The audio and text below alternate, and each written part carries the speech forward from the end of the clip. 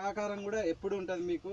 ఇక్కడ స్టేజ్ ఏర్పాటు చేసి మా రమేష్ బ్యానర్ ఏర్పాటు చేసి, అదేవిధంగా గెస్టులు ఎంతోమంది ఉన్నారు మనకు. మనం పిలిపించే బాధ్యత కూడా నెక్స్ట్ ఇయర్ తీసుకుందాం.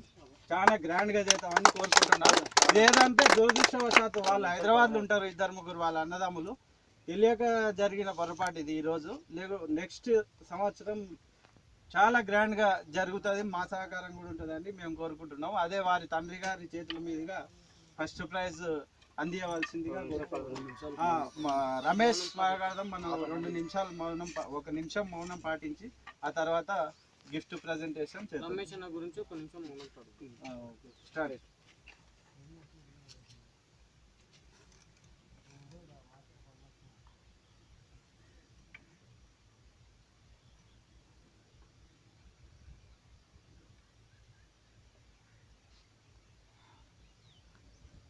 ఓకే.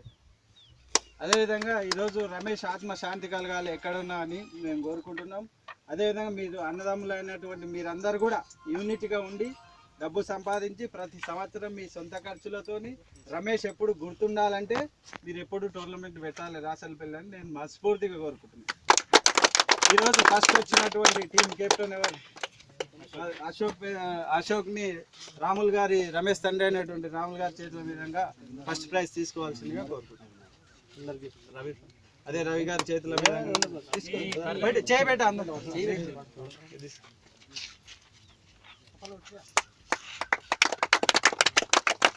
అదేవిధంగా ఈరోజు సెకండ్ ప్రైజ్ కెప్టెన్ ఎవరు? అంతయ్య. రాముల్ గారి చేతుల మీదుగా మహేష్ మరియు తమ్ముడు శివ చేతుల మీదుగా ఇవ్వాల్సిందిగా.